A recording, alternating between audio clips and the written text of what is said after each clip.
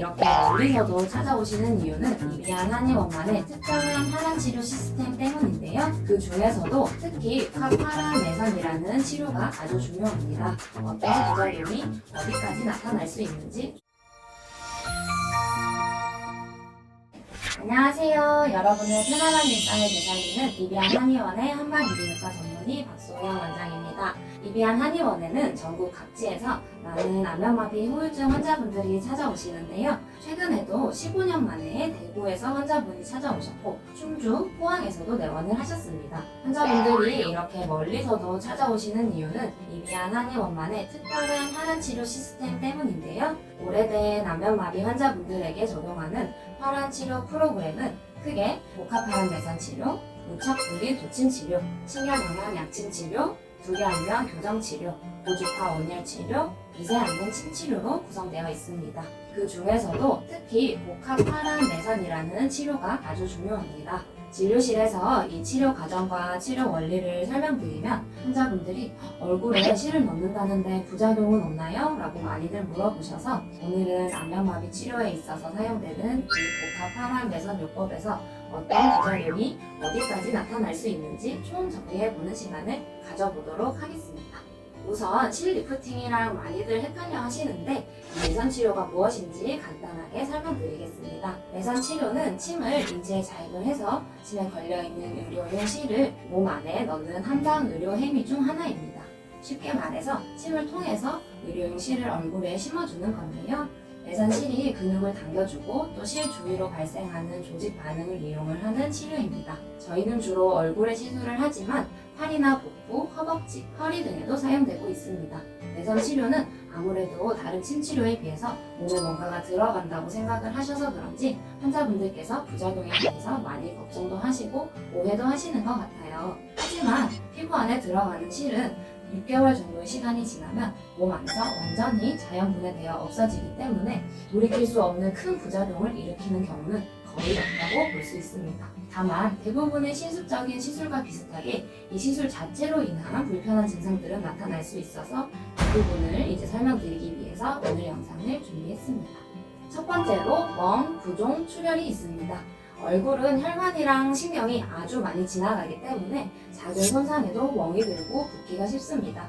그래서 시술자가 해부학적 지식을 바탕으로 큰 혈관은 건드리지 않도록 주의를 해서 시술하는 것이 우선인데요. 그럼에도 불구하고 얼굴이라는 부위의 특성상 출혈이 있을 수밖에 없어요. 그럴 때는 즉시 지혈을 해드리고 또 매선 시술에 있어서 붓기나 멍이 생기는 것은 치료 과정의 일부분이기도 하기 때문에 개인의 체질과 살성에 따라서 차이는 있겠지만 부종 같은 경우는 3일에서 7일이면 대부분 사라지고 멍 같은 경우도 일주일 이내에 길면 2주 이내에 보통은 사라집니다. 특히 시술 직후에는 멍이 없어도 얼굴을 많이 움직이시거나 음식, 사우나 등을 하게 되면 내부에서 미세한 출혈이 일어나면서 멍이 추가적으로 올라오는 경우도 있는데 아주 미미한 정도이니 크게 걱정하지 않으셔도 됩니다. 두 번째는 바로 실의 돌출입니다. 사실 이건 부작용으로 보기에는 조금 어렵지만 환자분들께서 당황하실 수 있기 때문에 제가 설명을 드리겠습니다. 피부에 넣었던 실이 안에서 고정되지 못하고 다시 빠져나오는 것을 말하는데요.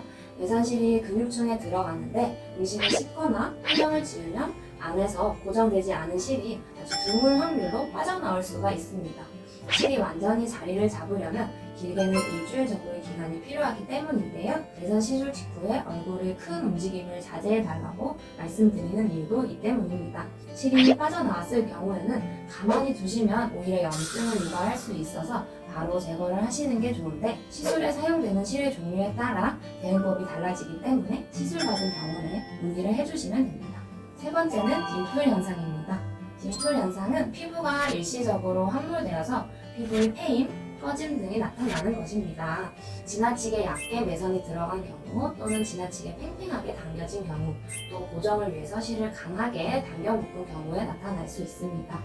이 딤플 현상은 강한 리프팅 효과를 위한 미용 시술에서 주로 나타나는 현상으로 일반적인 치료용으로 사용하는 단일 매선의 경우 이런 딤플 현상이 나타날 가능성은 아주 희박합니다.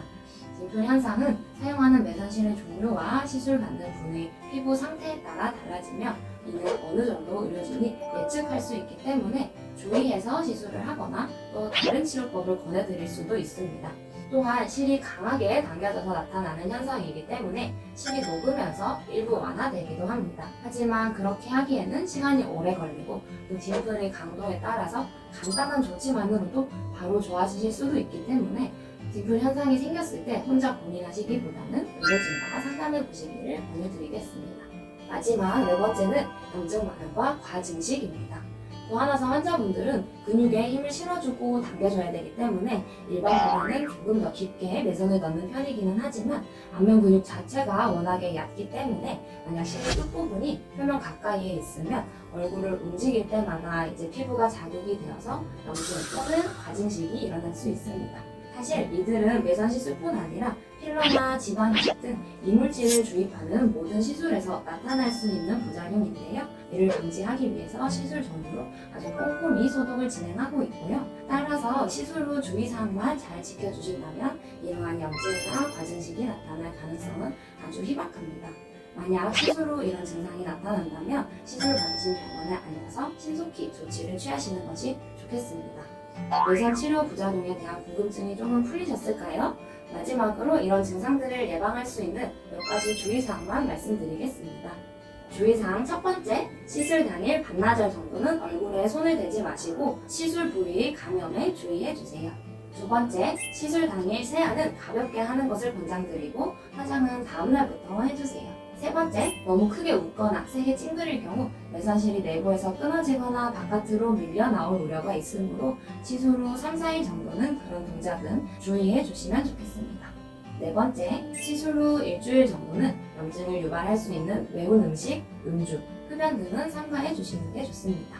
다섯 번째, 시술 후 일주일간 얼굴 마사지나 사우나, 땀이 많이 나는 과격한 운동을 주의해 주세요. 시술 부위에 염증을 유발할 수 있습니다. 이런 몇 가지 주의사항만 잘 지켜주시면 안전하게 시술 받으실 수 있습니다.